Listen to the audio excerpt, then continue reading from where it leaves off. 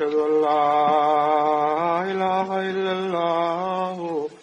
وحده لا شريك له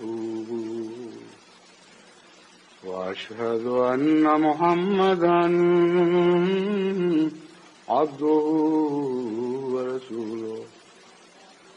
أما بعد فأعوذ بالله من الشيطان الرجيم بسم الله الرحمن الرحيم الحمد لله رب العالمين الرحمن الرحيم مالك يوم الدين إياك نعبد وإياك نستعين اهدنا الصراط المستقيم صراط الذين أنعمت عليهم غير المغضوب عليهم ولا الضالين.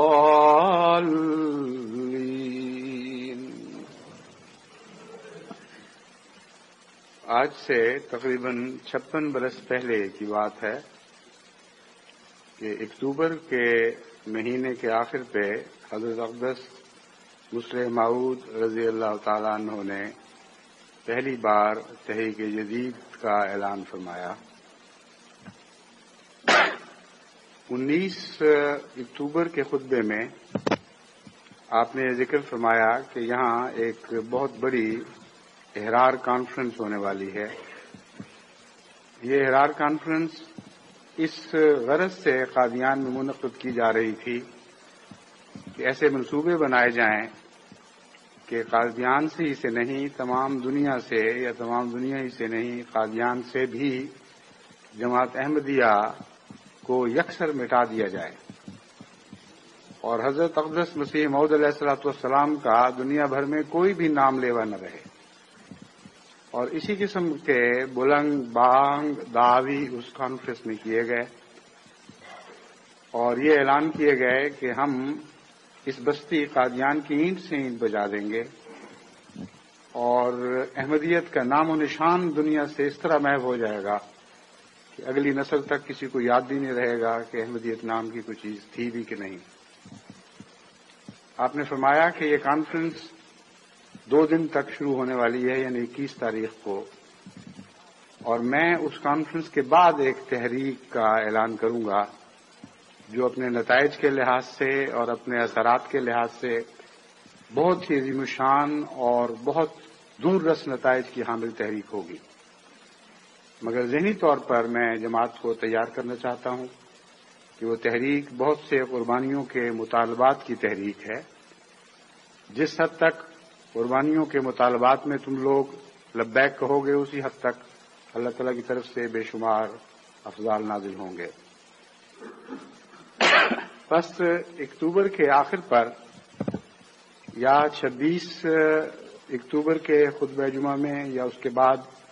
2 نومبر کے خطبہ جمعہ میں آپ نے باقاعدہ تحریک جدید کا اعلان فرمایا. آج یہ حسن اتفاق ہے کہ ہمارے ان سال کے جمعے بھی انہی تاریخوں میں واقع ہو رہے ہیں جن تاریخوں میں 1934 کے جمعے واقع ہوئے تھے. بس اگر وہ اعلان 2 نومبر کو تھا تو آج 2 نومبر ہے اور 2 نومبر ہی کو میں اس پہلی تحریک کی یاد جماعت کو دلانا چاہتا ہوں. وہ بہت ہی ابتدا کے غربت کے دن تھے جبکہ جماعت احمدیہ کو سوائے چند دوسرے ملکوں کے دنیا میں کہیں بھی کوئی نفوذ نہیں تھا. اس وقت تمام دنیا میں جو چھوٹی چھوٹی بیرونی جماعتیں ابھی قائم ہوئی تھیں ان میں ایک انگلستان تھا جہاں مشن قائم ہو چکا تھا. یہ مسجد جس میں میں آج یہ خطبہ دے رہا ہوں اس کی تعمیر ہو چکی تھی، اور اس کے علاوہ مشرقی افریقہ میں کینیا، دارالسلام، ٹانگانیکا وغیرہ میں پاکستان سے یا ہندوستان سے گئے ہوئے صحابہ نے جماعتیں قائم کی تھیں، اور دیگر مخلصین نے، کچھ مقامی افراد بھی ہوئے لیکن بہت کم، محدود چند۔ اسی طرح سری لنکا میں بھی خدا کے فضل سے جماعت قائم ہو چکی تھی، انڈونیشیا میں بھی جماعت قائم ہو چکی تھی، اور عرب ممالک میں سے عدن میں جماعت قائم تھی، اور ایک دو اور مقامات پر۔ تو کل تعداد جہاں تک میں نے نظر دوڑائی ہے اس وقت 12 تھی، اور تحریک جدید کے مطالبات کو جماعت نے اس اخلاص کے ساتھ، اس قدر غیر معمولی جوش و خروش کے ساتھ قبول کیا، اور وفا سے ان پر ایک لمبے عرصے تک قائم رہے، کہ یہ آج انہی اولین مجاہدین کی قربانیوں کا پھل ہے جو ہم کھا رہے ہیں، اور یہ وہی تحریک ہے جو اب بڑھ کر ایک عظیم تناور درخت بن چکی ہے، اور دنیا کے 124 ممالک تک اس کی شاخیں پھیل چکی ہیں، اور تنے بھی لگ چکے ہیں، یعنی جڑیں بھی قائم ہو چکی ہیں۔ صرف یہی نہیں کہ باہر کے ملکوں سے ایک تناور درخت کے سائے ہیں جو پھیل رہے ہیں، بلکہ جہاں جہاں بھی یہ درخت یا اس کی شاخیں پہنچتی ہیں وہاں نئی جڑیں قائم ہوتی ہیں، اور برگد کے درخت کا حال ہے جو اگر اسی طرح مسلسل چلتا رہے تو کہتے ہیں کہ کبھی مر ہی نہیں سکتا، کیونکہ وہ جوں بڑا ہوتا چلا جاتا ہے، اس کی شاخیں پھیلتی ہیں، ان شاخوں میں سے پھر ایسی باریک رگیں سی اترتی ہیں جو ٹیوبس کی طرح زمین کی طرف بڑھتی ہیں، اور زمین تک پہنچ کر پھر وہ جڑیں خود پیدا کرتی ہیں، اور جب جڑیں قائم ہو جاتی ہیں تو وہی باریک سی رگ جو پہلے ایک کونبل کی طرف پھوٹتی ہے معمولی سی، وہ ایک بہت مضبوط تنا بن جاتی ہے، اور پھر اس سے مزید برگد کا درخت اور پھیلنے لگتا ہے۔ بس الہی جماعتوں کی دنیا میں نشر و اشاعت کا اسی قسم کا ایسی مثال ہوا کرتی ہے۔ اولین دور میں اسلام بھی اسی طرح دنیا میں پھیلا تھا، اور اس آخرین دور میں بھی اسلام کا احیاء نو جو جماعت احمدیہ کے ذریعے ہو رہا ہے وہ اسی طریق پر ہو رہا ہے۔ بس اس گزشتہ 56 سال کے عرصے میں خدا تعالیٰ کے فضل سے وہ چند جماعتیں جو محدود چند ہی نہیں تھیں بلکہ اپنی قوت اور کمیت اور کیفیت کے لحاظ سے بھی بہت کمزور تھیں، خدا تعالیٰ کے فضل سے 124 ممالک میں پھیل گئیں، اور ہر جگہ جڑیں قائم کیں، اور سب جڑیں زمین میں خوب گہری پیوستہ ہو گئیں، اور ان کے تنے اب بلند ہو رہے ہیں، اور بعید نہیں کہ وہ بھی آئندہ چند سالوں میں آسمان سے باتیں کرنے لگیں۔ جہاں تک مشنز کا تعلق ہے، اس وقت دنیا بھر میں تبلیغی مشن جن میں باقاعدہ احمدی مبلغین کام کر رہے تھے اور تبلیغی مراکز تھے 6 تھے، اور آج ان کی تعداد 301 تک پہنچ چکی ہے۔ جہاں تک چندوں کا تعلق ہے، حضرت مسلم موعود نے پہلی تحریک 27,500 کی، اور اس زمانے کے لحاظ سے جماعت اتنی غریب تھی کہ 27,500 ہندوستانی روپیہ ایک بہت بڑی تحریک معلوم ہوئی، اور بہت سے سننے والے خوفزدہ تھے کہ کس طرح یہ تحریک پوری ہوگی، کس طرح جماعت اس پر لبیک کہہ سکے گی۔ لیکن اس قدر عشق اور والہانہ جذبے کے ساتھ جماعت نے اس تحریک پر لبیک کہی کہ جنوری کے خطبے میں حضرت مسلم موعود نے فرمایا کہ میں نے 27,500 کی تحریک کی تھی، اور اللہ پر توکل کرتے ہوئے امید تھی کہ اتنا روپیہ پورا ہو جائے گا، لیکن اب تک 33,000 روپے نقد وصول ہو چکے ہیں، اور 1,26,000 سے زائد کے وعدے آ چکے ہیں۔ اس زمانے میں یہ اتنی بڑی تحریک سمجھی گئی کہ ہندوستان کے متفرق اخباروں نے، ہندو اخباروں نے بھی اور مسلمان اخباروں نے بھی اور عیسائی اخباروں نے بھی اس بات کا نوٹس لیا اور بڑے بڑے مقالے لکھے گئے، اداریے لکھے گئے، بڑی بڑی سرخیاں لگائی گئیں کہ دیکھو خلیفہ قادیان کتنا زیرک ہے اور کتنا اپنی جماعت کو آگے لے جا چکا ہے۔ اور جماعت کا بھی حال یہ ہے کہ 27,500 کی تحریک کی اور 33,000 نقد پیش کر دی اور ابھی وہ تحریک جاری ہے اور پھیلتی چلی جا رہی ہے۔ ہندو اخباروں نے ہندوستان کے ہندوؤں کو متنبع کیا اور کہا اس کو معمولی بات نہ سمجھو، آج چاہیے کہ ہم خلیفہ قادیان کی پیروی کرتے ہوئے اپنے اپنے لوگوں اور اپنے اپنے علاقوں میں اسی قسم کے جذبے پیدا کریں، اسی قسم کی تحریکیں کریں۔ اس طرح مظاہر زندہ ہوا کرتے ہیں، اس طرح قربانیاں ہیں جو نئے نئے رنگ لاتی ہیں اور قوموں کو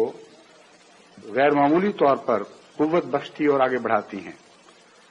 بہرحال مختلف الفاظ میں مسلمان معاند اخباروں نے بھی اور تائید کرنے والے شریف اخباروں نے بھی، اسی طرح ہندو، عیسائی، دیگر اخباروں نے اس تحریک کا بہت سخت نوٹس لیا، تاریخی رنگ میں بھی بہت بڑا نوٹس لیا اور مخالفت کے رنگ میں بھی بہت بڑا نوٹس لیا، اور زیرک لوگ سمجھ گئے کہ یہ کوئی معمولی بات نہیں ہے، اس کے بہت بڑے بڑے عظیم الشان نتائج ظاہر ہونے والے ہیں۔ جہاں تک واقفین کا تعلق ہے، حضرت مسلم موعود کی تحریک کے نتیجے میں جو پہلا نوجوانوں کا ایک دستہ دنیا میں پھیلایا گیا، ان کے نام میں آپ کو پڑھ کے سناتا ہوں، کیونکہ بہت کم ہم میں سے آج ایسے ہیں جو تاریخ احمدیت پڑھنے کا شوق یا وقت رکھتے ہیں، یا انہیں تاریخ احمدیت جو مولوی دوستوں صاحب نے بڑی محنت سے لکھنی شروع کی ہوئی ہے اس کی جلدیں ہی مہیا ہیں کہ دستیاب ہیں۔ تو اس پہلو سے کبھی کبھی پرانی تاریخ کو دہرا دینا چاہیے تاکہ نئے نسل کے لوگوں کو بھی معلوم ہو کہ آج سے کچھ سال پہلے جماعت کا کیا حال تھا، کون کون سے مخلصین تھے جو قربانیوں میں آگے آئے اور پھر ان کے نتائج کیا نکلے۔ بہرحال جو اول مجاہدین کا دستہ تھا ان میں سے 10 نام میں آپ کے سامنے رکھتا ہوں۔ ایک مولوی غلام حسین صاحب ایاز مرحوم، صوفی عبدالغفور صاحب مرحوم، چودھری محمد اسحاق صاحب سیال کوٹھی، عبدالقدیر صاحب نیاز، صوفی عبدالقدیر صاحب نیاز مرحوم، مولوی عبدالغفور صاحب مرحوم، محمد ابراہیم ناصر صاحب مرحوم، ملک محمد شریف صاحب گجرات کے مرحوم، اور مولوی محمد دین صاحب مرحوم۔ ان کے علاوہ 2 خوش نصیب ایسے بھی تھے جو آج بھی زندہ ہیں۔ ان میں سے ایک حاجی احمد خان صاحب ایاز جو ادھر گئے تھے، ہنگری کے مبلغ بنائے گئے تھے، پھر پولینڈ بھی گئے تھے، اور ایک مولوی رمضان علی صاحب جو آپ کی یعنی انگلستان کی جماعت کے ایک ممبر ہیں اور خدا کے فضل سے زندہ بھی ہیں اور صحت بھی اچھی ہے۔ تو یہ 10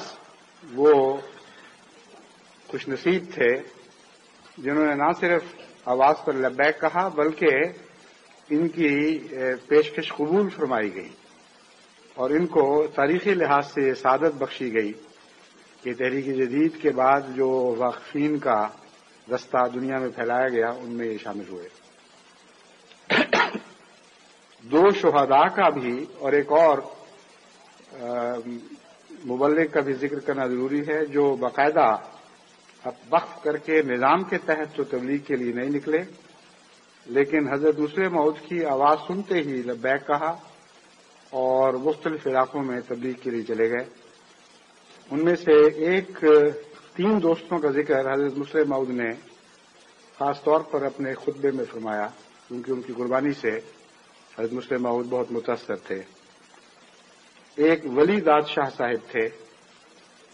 یہ ولی داد خان صاحب یہ افغانستان کے باشندے تھے۔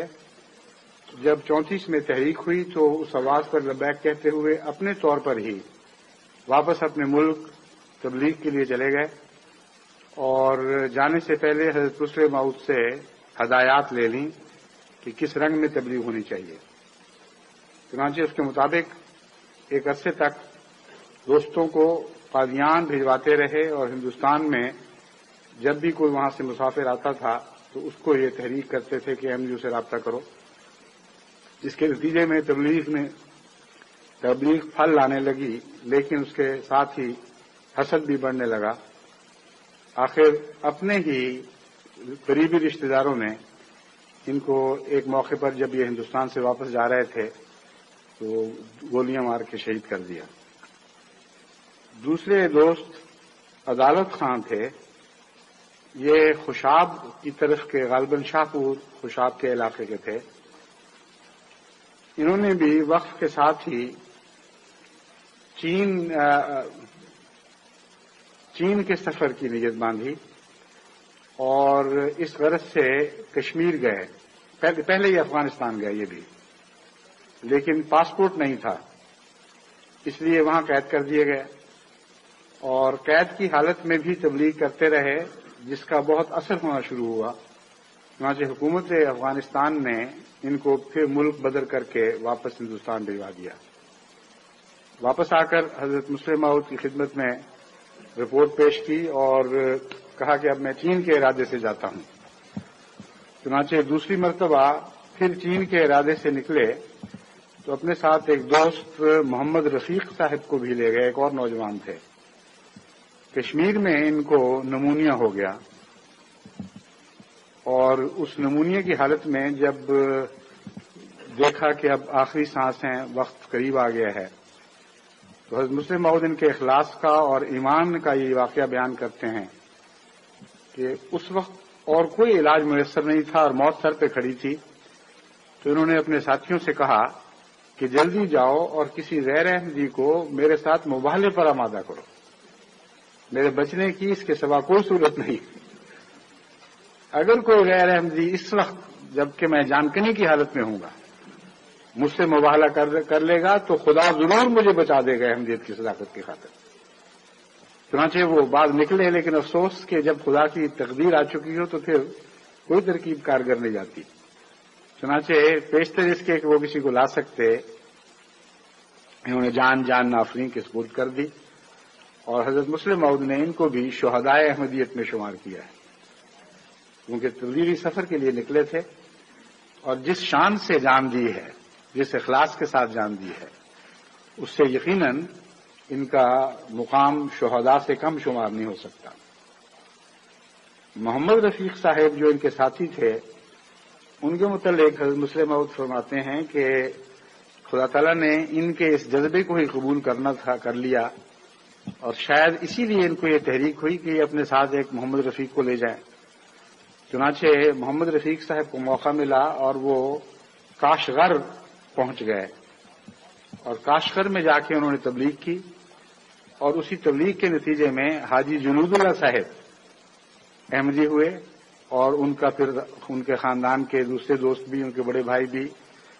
اور باقی افراد خانہ بھی کچھ احمدی ہوئے، والدہ بھی احمدی ہوئیں اور وہ لوگ پھر ہجرت کر کے قادیان آ گئے۔ یہ حاجی جنود اللہ صاحب ہمارے اپنے ہی خاندان میں بیاہے گئے ہیں، میری والدہ کی طرف سے، اور میرے خالزاد بھائی نہیں، یہ نہیں ہمارے خاندان میں بیاہے گئے، ان کی ہمشیرہ ہمارے خاندان میں بیاہی گئیں، بھابھی فرخ ہم ان کو کہا کرتے تھے۔ یہ سید بشیر شاہ صاحب جو میرے خالزاد بھائی تھے اور دواخانہ خدمت خلق کے ایک لمبا عرصہ تک کارکن انچارج رہے ہیں، ان کے ساتھ ان کا رشتہ طے ہوا اور ان کی اولاد میں سے 2 یہاں انگلستان میں تھے، اب ایک کینیڈا جا چکے ہیں اور ایک جاپان میں ہیں۔ بہرحال دنیا میں اب خدا کے فضل سے ان کی اولاد، بھائی فاروق کی اولاد تو اب قریباً ساری کینیڈا میں ہے، سوائے ایک بچی کے جو یمن میں بیاہی گئی ہے اور ایک بچی جو ابھی پاکستان میں ہے۔ لیکن حاجی جنود اللہ صاحب کی اولاد میں سے 2 یہاں بچے آپ کے انگلستان کی جماعت کے ممبر رہے ہیں، ایک تو کینیڈا جا چکے ہیں اور ایک یہیں ہیں ابھی، اور عنقریب ان کی شادی بھی ہونے والی ہے۔ باقی بچے ان کے کینیڈا میں ہی ہیں۔ تو اس طرح یہ خاندان بھی خدا کے فضل سے مختلف دنیا کی جگہوں میں پھیل گیا. ایک بچہ جاپان میں ہے، اور یہ جو مختلف جگہ ان کے بوٹے لگے ہیں، اس کا خدا تعالیٰ کے فضل سے سہرا عدالت خان صاحب کے سر پر ہے، جن کی دعاؤں اور اخلاص کے نتیجے میں محمد رفیق صاحب کو کاشغر جانے کی توفیق ملی اور پھر ان کے ذریعے یہ خاندان احمدی ہوا. اس خاندان کے اس نوجوان کو جو انگلستان میں ہے، ان سے میں نے بات کی تھی کہ آپ لوگوں کو اب چاہیے کہ کاشغر سے رابطے کریں. اب تو رابطوں کی آسانیاں پیدا ہو گئی ہیں، روکیں دور ہو رہی ہیں، چنانچہ وہ پوری کوشش کر رہے ہیں اور جہاں تک ممکن ہے وہ تحقیق کر کے اپنے پرانے علاقے کا پتہ کر رہے ہیں تاکہ وہاں خود جا سکیں یا ہم کسی واقف عارضی کو بھیج دیں وہاں جا کر پرانے روابط کو زندہ کیا جائے. بہرحال وہ تحریک جو 1934 میں ایک بہت چھوٹی سی تحریک کے طور پر شروع ہوئی تھی، اب جیسا کہ آپ دیکھ چکے ہیں ساری دنیا میں خدا تعالیٰ کے فضل سے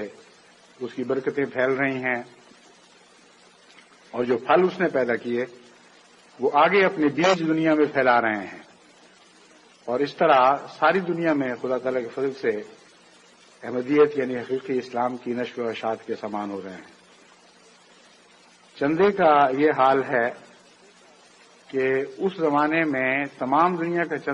چندے کے وعدے 1,26,000 تھے، اور آج جو امریکہ سے اطلاع ملی ہے، امریکہ کی تمام وصولی صرف ایک ملک کی اس زمانے کے وعدوں سے 17 گنا زیادہ ہے. اور امریکہ غالباً میں دیکھتا ہوں کس نمبر پہ آتا ہے ادائیگیوں میں.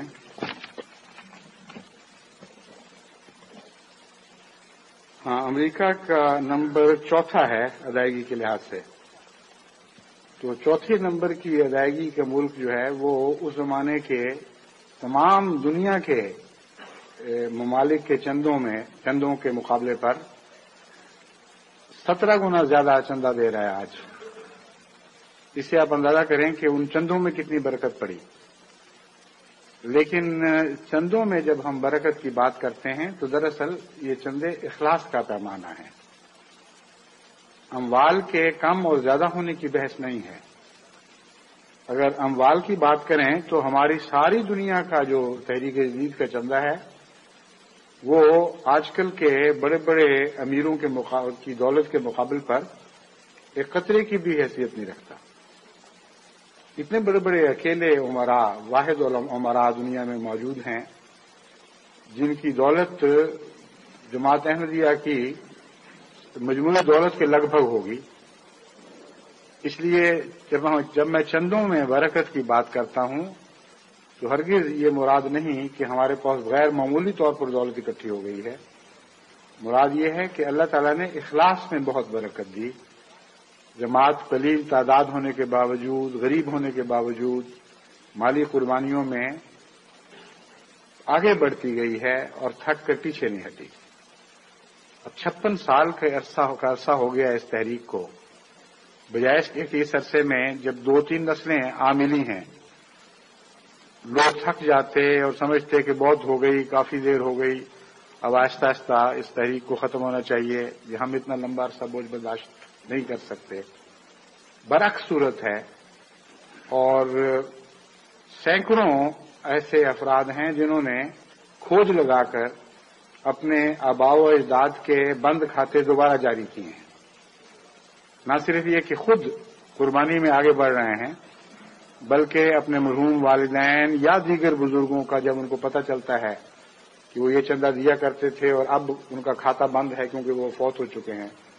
تو پھر وہ ان کی طرف سے وہ چندے جاری کرتے ہیں. بعض لوگوں نے مجھے یہ بھی لکھا کہ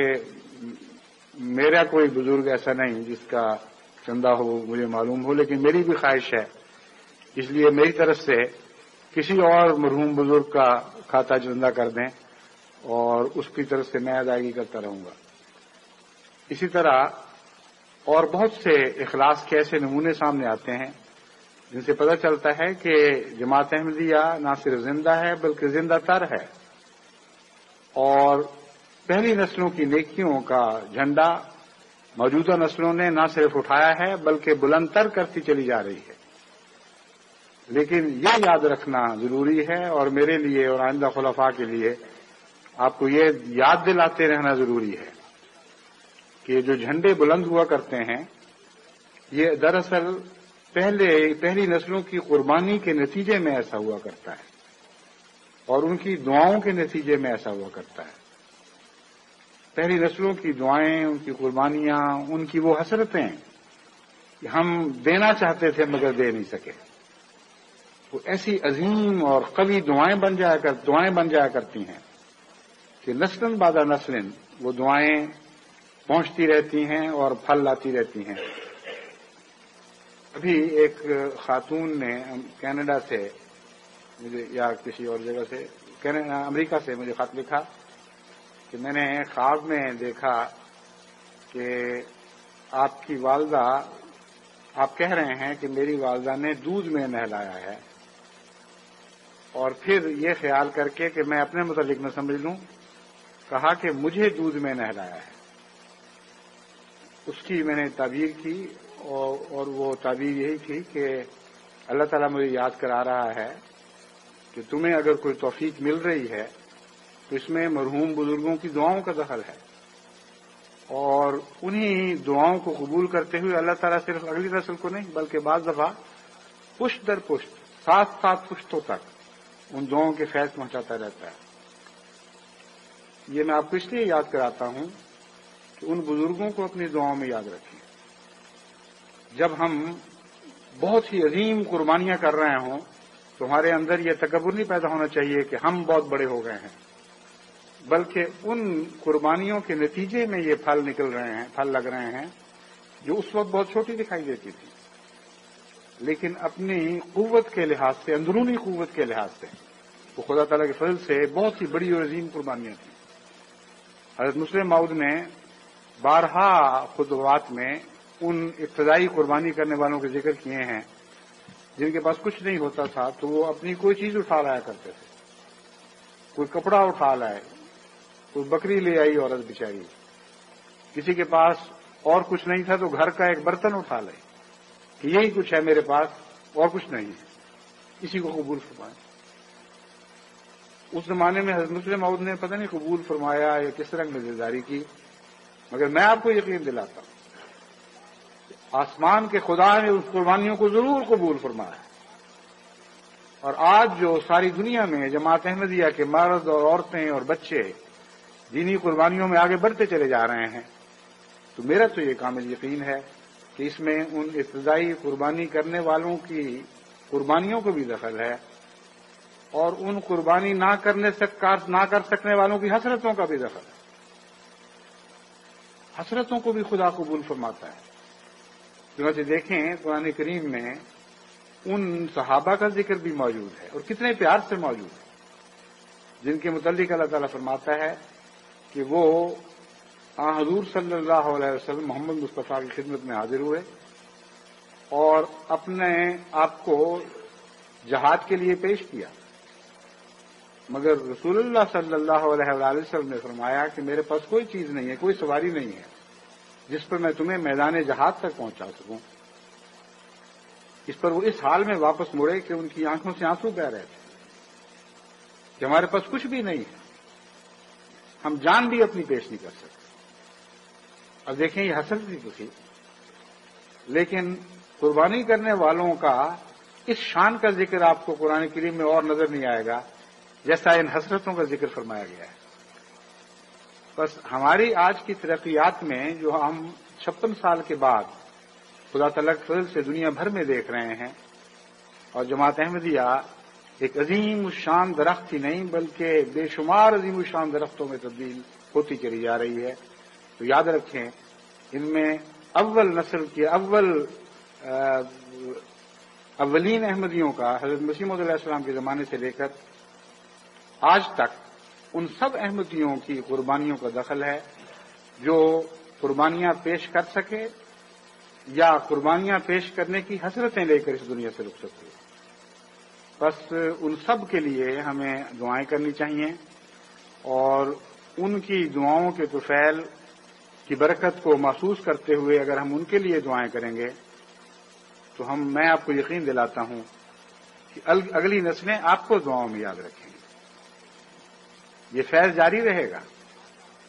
جو بیج آج آپ بوئیں گے وہ کل کے درخت بننے والے ہیں، اور جو آج درخت ہیں یہ عظیم الشان جنگلوں اور چمنوں میں تبدیل ہونے والے ہیں. اس لیے اپنے پہلوؤں کو اگر آپ یاد رکھیں اور ان کے لیے دعائیں کیا کریں تو اللہ تعالیٰ آئندہ نسل بعد نسل آپ کے ذکر کو زندہ رکھے گا اور آپ کے لیے دعائیں کرنے والے پیدا ہوتے رہیں گے. بس کتنے خوش نصیب ہیں وہ لوگ جن کے پہلے بھی دعائیں ہوں اور جن کے بعد میں بھی دعائیں ہوں، اور وہ خود بھی دعاؤں کے سائے تلے پرورش پا رہے ہوں. بس حقیقت میں دعا ہی ہے جس کے ذریعے ہم نے تمام دنیا میں اسلام کو اثر و غالب کرنا ہے، اور ان دعاؤں کے نتیجے میں اور ان کے سائے تلے ہم نے قربانیوں میں آگے بڑھنا ہے. جہاں تک اعداد و شمار کا تعلق ہے، مختصراً میں آپ کو بتاتا ہوں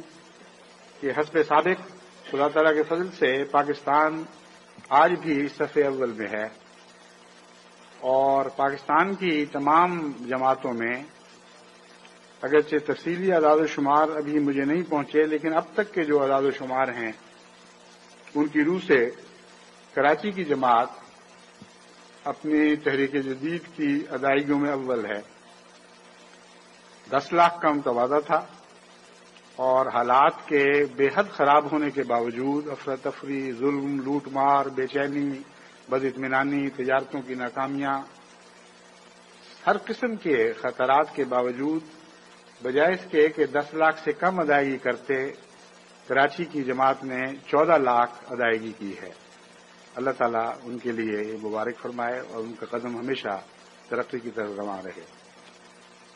دنیا بھر میں پاکستان بہرحال اول ہے، اور جرمنی نے جو یہ اعزاز حاصل کیا تھا کہ وہ دوسرے نمبر پر آ جائے، وہ نہ صرف اس اعزاز کو خدا کے فضل سے قائم رکھے ہوئے ہے بلکہ آگے بڑھا رہا ہے، اور دوسری جماعتوں کو جو پہلے اس کے شانہ بشانہ تھیں اور پیچھے چھوڑتا چلا جا رہا ہے اور فاصلے بڑھا رہا ہے. تیسرے نمبر پر یونائٹڈ کنگڈم ہے، یعنی انگلستان کی جماعت جہاں میں آج یہ کھڑا ہوا خطبہ دے رہا ہوں. اس جماعت میں بھی خدا تعالیٰ کے فضل سے قربانی کا بڑا جذبہ ہے، لیکن معلوم ہوتا ہے کہ وصولی کے انتظام میں کوئی کمزوری ہے، کیونکہ آج تک کی جو جیسی رپورٹ بعض دور دور کے ممالک سے مل گئی ہے یہاں سے نہیں مل سکی، اور تازہ رپورٹ میں ایسی نہیں پیش کر سکتا جس کے مطابق میں آپ کو بتا سکوں کہ ان کے 71,000 یا کتنا 90,000 کا وعدہ تھا، غالباً برطانیہ کا 90,000 کا وعدہ تھا، اور تاحال وصولی کی اطلاع 71,702 ہے، جبکہ جرمنی کا وعدہ 1,35,000 پاؤنڈ کا تھا، اور وصولی تاحال 1,36,000 ہو چکی ہے. تو ان دونوں پہلوؤں سے جرمنی کی جماعت نہ صرف انگلستان کی جماعت کو پیچھے چھوڑ گئی ہے بلکہ فاصلہ زیادہ بڑھا چکی ہے، اور اب تو تقریباً 1 اور 2 کی بات ہو گئی ہے. بہرحال خدا کرے کہ آپ کی جماعت کو بھی تعداد میں ویسی برکت ملے، اور اخلاص اور قربانیوں میں بھی اور مالی استطاعت میں بھی ویسی برکت ملے کہ آپ اس مقابلے کی دوڑ میں آگے بڑھ سکیں. اگر برابر نہیں ہو سکتے، آگے نہیں بڑھ سکتے، تو کم سے کم فاصلہ کم کرنے کی کوشش کریں. تیسرے نمبر پر امریکہ ہے، اور امریکہ نے جتنا وعدہ لکھوایا تھا 61,539 وہ پورا کر دیا ہے. اور پھر کینیڈا ہے جس نے 41,080 کا وعدہ کیا تھا، آج ہی اطلاع ملی ہے کہ وہ وعدہ ان کا بھی پورا ہو چکا ہے. پھر انڈونیشیا آتا ہے، پھر اس کے بعد ہندوستان ہے، پھر جاپان ہے. انڈونیشیا بھی خدا کے فضل سے مالی قربانی میں مسلسل مضبوط قدموں سے آگے بڑھ رہا ہے، اور ہر سال اس کا اب انڈونیشیا کی جماعت کا ہر مالی قربانی میں خدا تعالیٰ کے فضل سے آگے ہے، اور انتظامی لحاظ سے بھی وہ باقی دنیا کی مجالس کے لیے ایک نمونہ ہے۔ جاپان کو یہ خصوصیت حاصل ہے کہ باوجود اس کے کہ بہت چھوٹی جماعت ہے، لیکن قربانی میں غیر معمولی طور پر ایک اعلی مقام پر فائز ہے۔ 2 سال پہلے تک وہاں جاپان خود کفیل نہیں تھا، اور یہاں اتنا چندہ ان کا نسبتاً کم تھا کہ باہر سے ایک خطیر رقم ان کے اخراجات پورے کرنے کے لیے بھجوانی پڑتی تھی، یہاں تک کہ میں نے یہ فیصلہ کیا کہ ٹوکیو کا مشن بند کر دیا جائے اور صرف نگویا کا مشن جاری رکھا جائے۔ اس پر جماعت نے رد عمل دکھایا اور احتجاجی خط ملے اور وعدے ملے کہ ہم قربانی میں آگے بڑھیں گے، آپ مشن بند نہ کریں۔ پھر میں نے جب دورہ کیا تو کچھ نوجوان جو نسبتاً کمزور بھی تھے، ان میں بھی خدا کے فضل سے نئی زندگی پیدا ہوئی، اور اب جاپان خدا کے فضل سے خود کفیل ہے دونوں جگہ کے مشنوں میں، اور اس کے علاوہ اور کئی قسم کی قربانیوں میں بھی آگے بڑھ رہا ہے۔ تحریک جدید کے لحاظ سے جاپان کی چھوٹی سی جماعت کا چندہ 10,000 پاؤنڈ سے آگے بڑھ چکا ہے، اور تمام دنیا میں فی کس چندہ دہندہ کے لحاظ سے یہ دنیا کی ہر دوسری جماعت سے آگے ہو گئی ہے۔ تو اس پہلو سے جماعت جاپان بھی خاص قربانی کے لحاظ سے ذکر کے لائق ہے اور دعا میں یاد رکھنے کے لائق ہے۔ مجموعی چندوں کا جہاں تک موازنہ ہے، 88 یعنی ہمارے پچھلے سال سے جو موازنہ ہے وہ یہ ہے کہ 88-89 میں دنیا بھر کی جماعتوں کی طرف سے 5,21,730 پاؤنڈ کے وعدے تھے، اور وصولی 5,90,836 یعنی 69,106 اضافہ کے ساتھ وصولی ہوئی، اور 89-90 میں یعنی جو سال چند دن ہوئے اختتام پذیر ہوا 2-3 دن پہلے، اس میں وعدے تھے 5,96,822 اور وصولی ہوئی 6,72,280، یعنی خدا تعالیٰ کے فضل سے سال گزشتہ کے مقابل پر وعدوں کے مقابل پر 75,458 وصولی زیادہ ہوئی۔ اور جہاں تک فیصد اضافے کا تعلق ہے، گزشتہ سال کے مقابل پر یہ جو سال پیچھے جس گزرا ہے اس سے پہلے سال کے مقابل پر اس گزرے ہوئے سال میں 12.09% آمد میں اضافہ ہوا۔ افریقن ممالک میں ماریشس صفحے اول میں ہے، صفحے اول میں بھی ہے، اور افریقہ میں پہلا بھی ہے خدا کے فضل سے، اور ماریشس کی جماعت بھی اپنے نظم و ضبط کے لحاظ سے، باقاعدگی کے لحاظ سے اور قربانیوں میں دن بدن آگے بڑھنے کے لحاظ سے ایک بہت ہی اچھی مثالی جماعت ہے۔ مشرق بعید کے ممالک کے اعتبار سے ترتیب یوں بنتی ہے کہ انڈونیشیا اول، جاپان دوم، فجی سوم اور آسٹریلیا، نیوزی لینڈ ان کے بعد آتے ہیں۔ افریقہ میں رپورٹیں پوری نہیں آئیں، لیکن جو آئی ہیں ان کے لحاظ سے ماریشس پہلے، پھر نائجیریا، پھر گیمبیا، پھر کینیا، پھر بنین، پھر یوگنڈا، اور بعض بڑے بڑے ممالک گانا اور سیرالیون وغیرہ کی چونکہ رپورٹیں شامل نہیں، اس لیے ان کا موازنہ پیش نہیں کیا جا سکتا۔ یورپ میں خدا تعالیٰ کے فضل سے جرمنی اول ہے، یو کے دوم، اور ناروے اس کے بعد، پھر ڈنمارک، پھر ہالینڈ، پھر سویڈن، پھر سوئٹزرلینڈ، پھر اسپین، پھر بیلجیم، پھر پرتگال۔ آج میں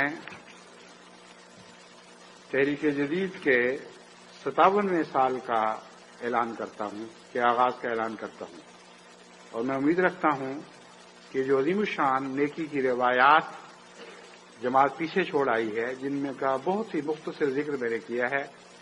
ان روایات کو قائم رکھتے ہوئے تمام دنیا کی جماعتیں ان سال بھی قربانی کے ہر میدان میں آگے بڑھنے کی کوشش کریں گی. اللہ تعالی ہمیں اس کی توفیق عطا فرمائے.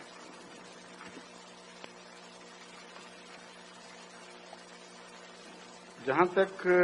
نئے تقاضوں کا تعلق ہے، اس ضمن میں بہت سی باتیں چھوڑ کر وقت کے لحاظ سے صرف ایک بات آپ کے سامنے رکھتا ہوں کہ مشرقی یورپ اور روس میں جو نئے میدان تبلیغ کے کھلے ہیں، ان کا بھی گہرا تعلق تحریک جدید کے آغاز سے ہے. تحریک جدید کے آغاز ہی میں روس اور چین اور مشرقی یورپ میں جماعت کی طرف سے باقاعدہ یا اپنے طور پر طوعی کام کرنے والے مبلغین پہنچ چکے تھے اور اپنی قربانیوں کی ایک بہت ہی دردناک اور عظیم داستان یہ لوگ وہاں چھوڑ آئے ہیں. ان قربانیوں کو وہاں سے لینا ہے اور آگے بڑھانا ہے. اس سلسلے میں ایک وقت کی تحریک کر چکا ہوں جس میں بہت سے مخلصین نے اپنے آپ کو پیش کیا ہے، اور میں آپ کو یہ بتانا چاہتا ہوں کہ وہ عارضی وقف کرنے والے جنہوں نے اپنے آپ کو پیش کیا ہے انتظار کر رہے ہوں گے کہ وہ درخواستیں کہاں چلی گئیں. وہ یاد رکھیں کہ ان پر بہت توجہ کے ساتھ اور تفصیل کے ساتھ غور ہو رہا ہے اور ضروری معلومات اکٹھی کی جا رہی ہیں اور ضروری انتظامات کیے جا رہے ہیں. نئی جگہوں پر اس زمانے میں اس طرح بھجوا دینا کہ کوئی شخص سر اٹھا کر جدھر رخ بنے اس طرف چل پڑے، یہ کوئی مناسب طریق نہیں ہے. ان تمام علاقوں کے متعلق چھان بین ہونی ضروری ہے، ان کے حالات، ان کے جغرافیائی حالات، ان کے تاریخی حالات، ان کے موجودہ تمدنی اخلاقی حالات وغیرہ وغیرہ، اور رہن سہن کے طریق، اخراجات کتنے اٹھیں گے اور کیا کیا دقتیں ہیں جو درپیش ہو سکتی ہیں، زبان کے مسائل کیسے حل ہوں گے، لٹریچر کیا لے کے جائیں گے، اجازت نامے کیسے ملیں گے، غرضی کے اس قسم کی بہت سی باتیں ہیں جن پر باقاعدہ بڑی توجہ اور محنت کے ساتھ تحقیق ہو رہی ہے اور قوائف مرتب ہو رہے ہیں. اور انشاءاللہ تعالی جب بھی موسموں کو بھی دیکھنا پڑے گا کون سے موسم وہاں موجود رہیں گے، جب بھی یہ تیاری ہو جائے گی تو ہم انشاءاللہ تعالی واقفین کو باقاعدہ ایک ہدایت نامہ، تفصیلی ہدایت نامہ بھجوائیں گے اور ان کی پوری رہنمائی کریں گے کہ آپ اگر جانا چاہتے ہیں فلاں علاقے میں تو اس طرح جائیں، یہ ضروریات ہیں، یہ امور پیش نظر رہنے چاہیے اور جماعت اس معاملے میں کیا مدد کر سکے گی. پھر بہت سے ایسے علاقے ہیں جہاں کے لیے لٹریچر ابھی مناسب تعداد میں موجود نہیں ہے، اور لٹریچر بعض تو ایسے ہیں جو چھپ رہے ہیں کتابیں اور رسالے، بعض ابھی تیار ہو رہے ہیں. نئی زبانیں ہیں جن پر ہمیں کوئی اختیار نہیں، ابھی کوئی احمدی ماہر نہیں بنا ان زبانوں کا، تو ماہرین بھی ڈھونڈنے پڑتے ہیں. پھر صحیح تراجم کے لیے جو احتیاطیں ضروری ہیں وہ بھی ضروری بھی ہیں اور وقت طلب بھی ہیں. تو انشاءاللہ تعالی آئندہ 2-3 ماہ کے اندر اندر ہمارے واقفین کے رسالے میں امید رکھتا ہوں ان علاقوں میں جانا شروع ہو جائیں گے، اور 1-2 پہلے جا بھی چکے ہیں. بعض لوگ وقف کرتے ہیں جن کے پاس مالی توفیق نہیں ہوتی، ان کے متعلق میری گزارش یہ ہے کہ وہ وقف بے شک کریں، لیکن اگر بعض لوگوں نے، جس طرح کے بعض لوگ ابھی کر رہے ہیں، بعض ہمارے مخلصین کر رہے ہیں، روپے بھجوانے شروع کیے یا وعدے کیے کہ آپ اپنی طرف سے جس کو چاہیں بھجوائیں، ہم وقف میں وقت نہیں دے سکتے مگر رقم مہیا کر سکتے ہیں، ایسی رقمیں بھجوائیں، اور جیسا کہ میں نے کہا بھجوا بھی رہے ہیں، اور وہ اتنی کافی ہوئی کہ سارے خواہش مندوں کو بھجوایا جا سکے تو سب کو بھجوائیں گے انشاءاللہ. لیکن اگر اتنی کافی نہ ہوئی تو پھر جو خواہش مند ہیں ان میں سے انتخاب کرنا ہوگا، اور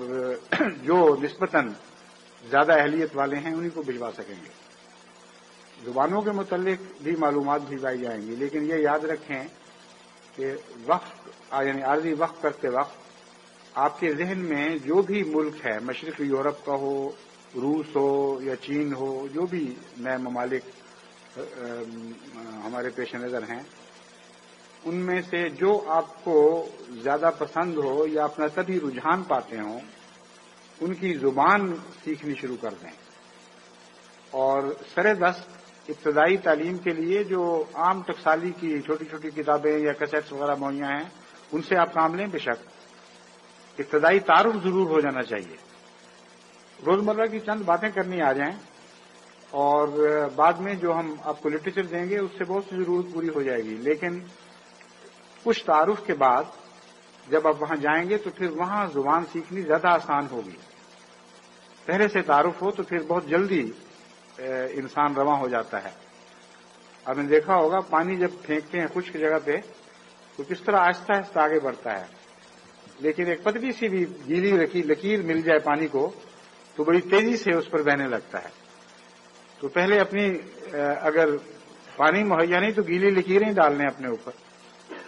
ان زبان کی گیلی لکیروں پر پھر زبان روانی سے چلے گی. تو اللہ تعالیٰ توفیق عطا فرمائے جماعت کو بھی اپنی ذمہ داریاں ادا کرنے کی، ہم آپ کے لیے پوری محنت سے تیاری کر سکیں اور آپ اپنی ذاتی ذمہ داریاں بھی ادا کریں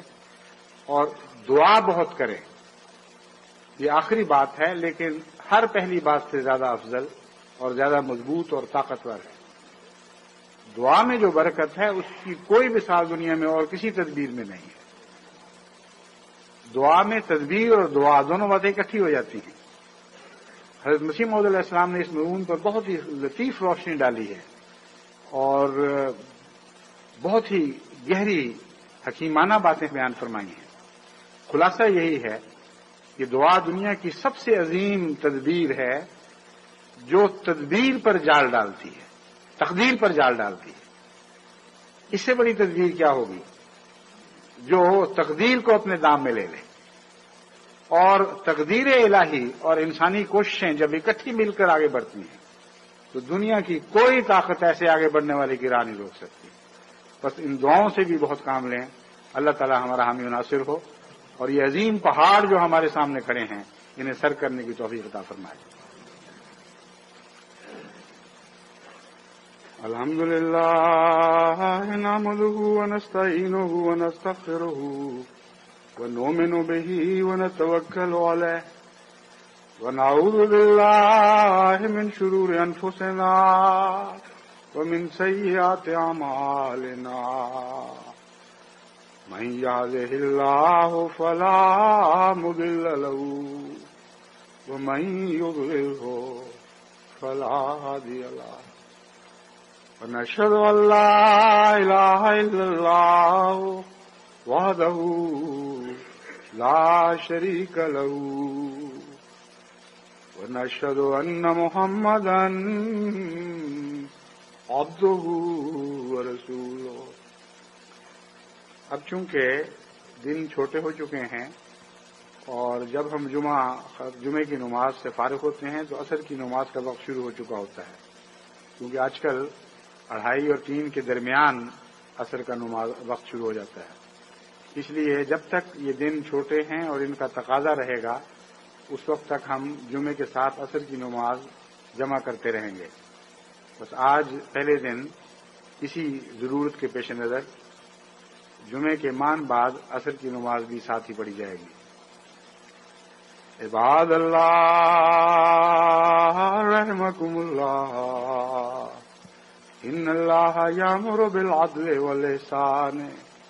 وایتاء ذی القربى وینہی عن الفحشاء والمنکر والبغی یعظکم لعلکم تذکرون. اذکروا اللہ یذکرکم وادعوہ یستجب لکم ولذکر اللہ اکبر.